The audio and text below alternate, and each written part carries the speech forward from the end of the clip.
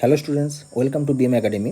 দেখো, আজকের ভিডিওতে আমরা পিরিয়ডিক টেবিলের DPP-4টা আলোচনা করব। তো সবথেকে প্রথমেই যে প্রশ্নটা রয়েছে যে নিচের মৌলগুলিকে তড়িৎ ঋণাত্মকতার ঊর্ধ্বক্রমে সাজাও।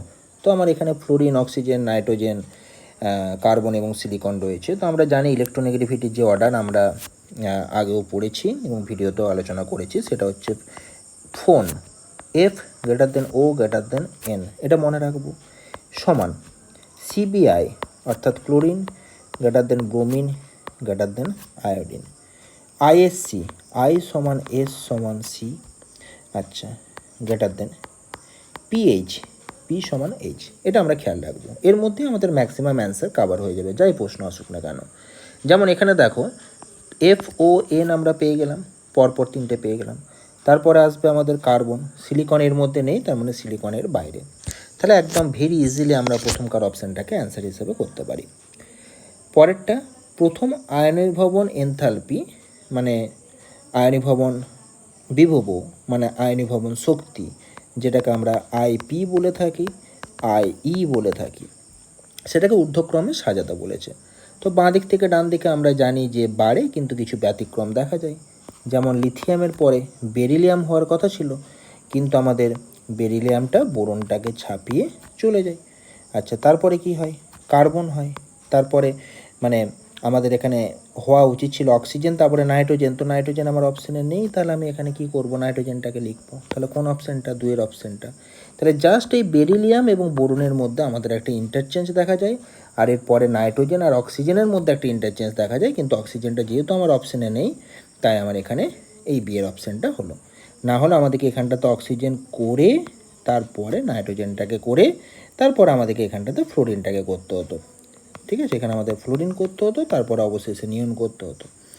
আচ্ছা, নিকটবর্তী নিষ্ক্রিয় গ্যাস মৌলের ইলেকট্রন বিন্যাস লাভ করার জন্য কোন মৌলটি সবথেকে বড় আয়ন গঠন করবে?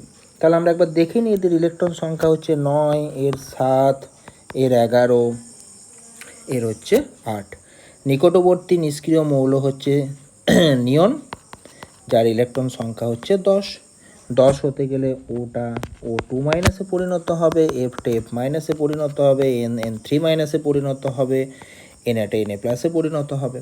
তাহলে আমরা জানি এগুলো সব আইসো ইলেকট্রনিক আয়ন, প্রত্যেকের ইলেকট্রন সংখ্যা 10। তাহলে যার নেগেটিভ চার্জ যত বেশি, তার সাইজ হবে তত বেশি। তাহলে আমার এখানে অ্যান্সার হবে কোনটা? সি এরটা। তারপরটা তো একদম সহজ প্রশ্ন, 1, 1, 9 দেওয়া আছে, তার মানে আন, আচ্ছা, 9-এর জন্য ইন, তার সাথে ইয়াম যোগ হয়ে যাবে। আচ্ছা, পরেরটা, নিচের কোন তথ্যটা ভুল আছে বলেছে।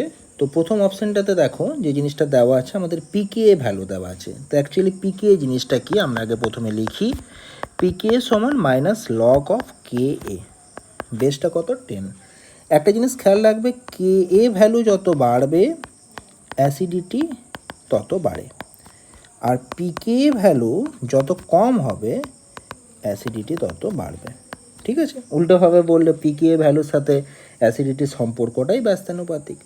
এখন আমাদের দেখতে হবে যে এই যে H2O থেকে H2T বলেছে, এদের অ্যাসিডিটিটা বাড়ছে না কমছে, জাস্ট আগে আমাদেরকে এইটা দেখতে হবে, তারপর আমরা পিকেএ ভ্যালুটা ঠিক বলেছে না ভুল বলেছে ব্যাখ্যা করব।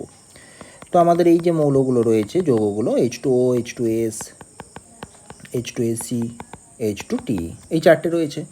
তো ওপর থেকে নিচের দিকে অর্থাৎ শ্রেণী বরাবর আমরা জানি জেনারেলি অ্যাসিডিটি কমে, কিন্তু হাইড্রাইড যৌগের ক্ষেত্রে, এগুলো দেখো সব হাইড্রোজেন ঘটিত যৌগ, এদের ক্ষেত্রে ওপর থেকে নিচে কি হবে? উল্টো অর্ডার হবে, অর্থাৎ অ্যাসিডিটি কি হবে? বাড়বে।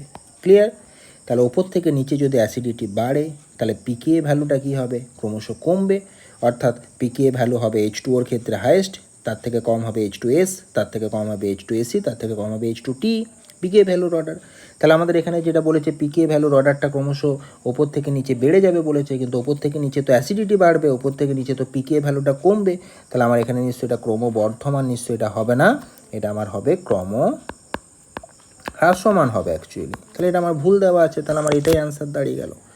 বাকিগুলো যদি আমরা দেখি, এই যে NH3, PS3, ASH3, SBH3, এগুলো দেখো ঠিক এইরকমই, NH3, PS3, ASH3 এবং SBH3। তাহলে ওপর থেকে নিচের দিকে এগুলো সব হাইড্রেট যৌগ।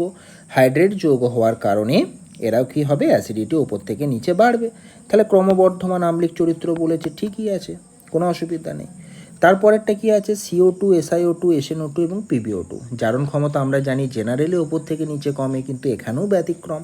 কারণটা কি, দেখো CO2, SiO2, SnO2 আর হচ্ছে PbO2। জারণ ক্ষমতা মানে হচ্ছে অপরকে জারিত করা, নিজে বিজারিত হওয়া। আমরা জানি ইনার্ট পেয়ার এফেক্টের জন্য পিবিটা শুধুমাত্র +2 স্টেটে থাকে, +4 স্টেটে থাকতে পারে না। তাই এখানে যেহেতু PbO2টা +4 স্টেটে রয়েছে এখানে, তাই এটা +2তে আসতে চাইবে। তার মানে PbO2র মধ্যে নিজে বিজারিত হওয়ার প্রবণতাটা হবে সবচেয়ে বেশি, কারণ ইনার্ট পেয়ার এফেক্টের জন্য এই যে পিবি, এটা এখন বর্তমানে PB4+ স্টেটে রয়েছে বা +4 স্টেটে রয়েছে, এটা আসতে চাইবে PB2+-এ। তাই নিজে বিজারিত হতে চাইবে, তার মানে অপরকে জারিত করতে চাইবে, তাদের জারণ ক্ষমতা হয়ে যাবে সর্বোচ্চ। ইনার্ট পেয়ার এফেক্টের জন্য পুরো অর্ডারটা চেঞ্জ হয়ে গেল। না হলে তো আমাদের নর্মালি জানি যে কোনো মৌলের ক্ষেত্রে জারণ ক্ষমতা বাঁ দিক থেকে ডান দিকে বাড়ে, নিচের দিকে কমে। আচ্ছা, তাহলে আমাদের এই যৌগটার জন্য আমাদের এখানে চেঞ্জ হয়ে গেল। ঠিক আছে, নর্মাল যদি আমাদের carbon, silicon, germanium, tin, lead থাকতো তাহলে আমাদের সমস্যা ছিল না। আর লাস্টের অপশানটা, তার মানে আমাদের এই অপশানটা ঠিকই আছে, জারণ ক্ষমতা বাড়ছে। আচ্ছা, লাস্টের অপশানটা কি বলেছে, HF, HCl, HBr, HI। ঠিক এইরকম হাইড্রেট যৌগ HF, HCl, HBr এবং HI। তাহলে গ্রুপ 15 বলো, গ্রুপ 16 বলো, গ্রুপ 17 বলো, প্রত্যেক ক্ষেত্রেই যদি হাইড্রাইড ঘটিত যৌগ হয়, হাইড্রোজেন ঘটিত যদি আমাদের যৌগ হয়, তাহলে আমাদের যে ব্যাপারটা দাঁড়াবে সেটা হবে ওপর থেকে নিচে অ্যাসিডিটি আমাদের কমার পরিবর্তে বাড়বে। আর যদি বেসিসিটি দিয়ে প্রশ্ন আসতো, বেসিসিটি আমরা ন্যাচারালি জানি ওপর থেকে নিচে বাড়ে, তো এক্ষেত্রে কমবে। ক্লিয়ার? আচ্ছা, তাহলে এখানে আমাদের অ্যাসিডিটি বলেছে সবগুলোই, তো অ্যাসিডিটি আমাদের এখানে ক্রমবর্ধমান, এখানেও বাড়বে, কোনো অসুবিধা নেই, এটা ঠিকই আছে। ঠিক আছে, প্রথম অপশানটাও ঠিক হতো যদি ক্রমবর্ধমান অ্যাসিডিটি বলতো বা ক্রমবর্ধমান Ka বলতো, কিন্তু আমাদের pKa ভ্যালু বলেছে, তাহলে pKa ভ্যালুটা আবার উল্টো কমবে, ক্রমহ্রাসমান হতো। তাহলে আমাদের প্রথম অপশানটা ভুল। আশা করি ব্যাপারটা ক্লিয়ার হলো তোমাদের কাছে। দ্বিতীয় পর্যায়ের মৌলগুলির মধ্যে প্রথম আয়নন বিভবের ক্রম আমি একদম সুন্দরভাবে লিখছি। লিথিয়ামের পরে অ্যাকচুয়ালি হওয়া উচিত beryllium, boron, carbon, nitrogen, oxygen, fluorine, neon, but actual অর্ডারটা এই বেরিলিয়াম, বোরন, নাইট্রোজেন, অক্সিজেনে চেঞ্জ হয়ে যায়। তাহলে লিথিয়ামের পরে বোরন হয়ে যাবে, তারপর বেরিলিয়াম হয়ে যাবে, তারপর কার্বন থাকবে, তারপর অক্সিজেন, নাইট্রোজেন, ফ্লোরিন এবং নিয়নের মানটা তো বাড়বে বটেই, অনেকটা বেড়ে যাবে আর কি। তাহলে আমাদের কোন অপশানটা কারেক্ট হচ্ছে, লিথিয়াম, তারপরে হচ্ছে বোরন, এই যে বোরন আছে এটা, আচ্ছা, তারপরে হচ্ছে বেরিলিয়াম, তারপরে কার্বন, তারপরে অক্সিজেন, নাইট্রোজেন, ফ্লোরিন এবং হচ্ছে নিয়ন। ঠিক আছে, তাহলে আমাদের এখানে ছয়ের প্রশ্নটা হচ্ছে আমাদের কার্বন, অক্সিজেন, নাইট্রোজেন, ফ্লোরিন, নিয়ন, এই অপশানটা 2 নাম্বারটা। 7টা, প্রদত্ত যৌগগুলির মধ্যে কোনগুলো আম্লিক অক্সাইড? আম্লিক অক্সাইড হচ্ছে B2O3, আম্লিক P4O10, আম্লিক SO3, আম্লিক এবং হচ্ছে CO2। তাহলে 4টে। কোনগুলো নয়? CO, NO, নাইট্রাস অক্সাইড এগুলো নয়। ঠিক আছে, এগুলো সব হচ্ছে প্রশম। CO, NO, জল থাকলে জল হতো, এবং নাইট্রাস অক্সাইড এগুলো সব হচ্ছে প্রশম অক্সাইড। তো এটাকে আমরা একটু শর্টে মনে রাখতে পারি এভাবে, যে কোনো জল নাই, কোনো মানে CO, কার্বন মনোক্সাইড, কোনো NO। ঠিক আছে, আচ্ছা, তারপরে জল H2O, কোনো জল নাই, নাইট্রাস অক্সাইড N2O, কোনো জল নাই। এই শর্ট ফর্মুলার মাধ্যমে আমরা এটাকে মনে রাখতে পারি। তো এগুলো কেমন অক্সাইড? প্রশম অক্সাইড। ক্লিয়ার? আচ্ছা, তাহলে বাকি 4টা আমাদের হলো আম্লিক, আম্লিক অক্সাইড, অর্থাৎ এগুলো ক্ষারের সাথে বিক্রিয়া করে, আচ্ছা, এবং লবণ এবং জল উৎপন্ন করে। পরের যে প্রশ্নটা, ক্ষারীয় মৃত্তিকা মৌলগুলির ঘনত্বের অর্ডার জানতে চেয়েছে। তো জেনারেলি আমরা তো জানি যে ঘনত্ব ওপর থেকে নিচে কি হয়, বাড়ে, কারণ ঘনত্ব সমান ভর বাই আয়তন, এখানে ভরের হারটা বাড়ে, তাই এখানে বাড়বে। তো গ্রুপ 2 এর ক্ষেত্রে কিছু ব্যতিক্রম দেখা যায়। এক্ষেত্রে দেখা যায় যে বেরিলিয়াম, ম্যাগনেসিয়াম, ক্যালসিয়ামে পরপর ঘনত্ব বাড়ার পরিবর্তে কি হয়, কমে। আচ্ছা, তারপরে যখন আমাদের স্ট্রনসিয়ামে চলে আসি, তখন দেখা যায় যে ঘনত্বটা অনেকটা পরিমাণ বেড়ে যায়, এবং এতটাই বেড়ে যায় যে সেটা আমাদের স্ট্রনসিয়ামের ঘনত্বটা সবার চেয়ে বেশি হয়ে যায়, হাইয়েস্ট হয়ে যায় এদের মধ্যে। তাহলে সবচেয়ে বেশি হবে স্ট্রনসিয়াম। ক্লিয়ার? সবচেয়ে বেশি স্ট্রনসিয়াম। আর বেরিলিয়াম ম্যাগনেসিয়াম ক্যালসিয়ামে ক্রমশ কী বললাম, ঘনত্ব এখানটাতে কী হচ্ছে, কমছে এই জায়গাটাতে, তারপর আবার এখানটাতে কী হয়ে যাচ্ছে, বাড়ছে। তাহলে আমাদের এখানে 9-এর এর অ্যান্সারটা হবে। চলে আসছে আমরা 10-এরটাতে। প্রথম আয়নাইজেশন শক্তির অর্ডার আমাদের জানতে চেয়েছে। তো একটু আগেই আমরা আলোচনা করলাম যে আমাদের এখানে বেরিলিয়াম এবং নাইট্রোজেনের মানটা ক্রমশ একটু বেড়ে যাবে। কার তুলনায় বেড়ে যাবে? বেরিলিয়ামেরটা বোরন অপেক্ষা বেড়ে যাবে, নাইট্রোজেনেরটা অক্সিজেন অপেক্ষা বেড়ে যাবে। তাহলে 10-এর প্রথম উত্তরটা। তারপরটা BeOH হোল 2, এটা হচ্ছে আমাদের উভধর্মী, এটা আমরা গ্রুপ 2-তে পড়েছি, যেটা আমাদের উভধর্মী হবে। আচ্ছা, BeOH হোল 3 বোরন রয়েছে, এটা হচ্ছে আমাদের আম্লিক, গ্রুপ 13-এর অন্তর্ভুক্ত বোরন। NaOHটা হচ্ছে আমাদের ক্ষারীয়। আচ্ছা, তাহলে 1-এর C, 2-এর A, 3-এর B, তাহলে আমাদের মোটামুটি অপশানটা চলে এলো। 4-এর B, 5-এর C দেওয়া আছে। 4-এর B মানে এই যে ক্যালসিয়াম দেওয়া আছে, তো এটাও আমাদের কি হবে, ক্ষারীয় হবে। ঠিক আছে, এটাকে আমরা 4-এর B করলাম, আর 5-এর C এই AlOH হোল 3, এটা হচ্ছে আমাদের উভধর্মী।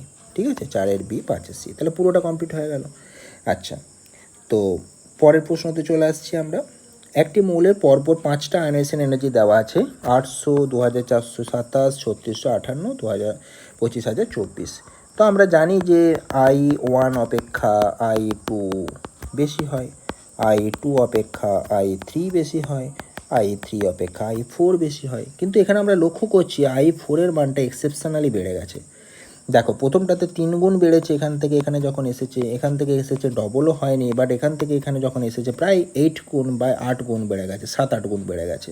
তার মানে যেহেতু I4-এর মানটা আমাদের এক্সেপশনালি বেড়ে যাচ্ছে, তাই আমরা বুঝতে পারছি যে এখান থেকে 3টে ইলেকট্রন আমরা সহজে বের করতে পারবো, অর্থাৎ যোজ্যতা কক্ষে এর 3টে ইলেকট্রন আছে, 3টে ইলেকট্রন সহজে বের করতে পারবো। 3টে ইলেকট্রন বের করার পরে এটা কোন গ্রুপে চলে আসবে? গ্রুপ 18-এ চলে আসবে। গ্রুপ 18-এ চলে আসার জন্য যোজ্যতা কক্ষে 8টা ইলেকট্রন হয়ে যাবে।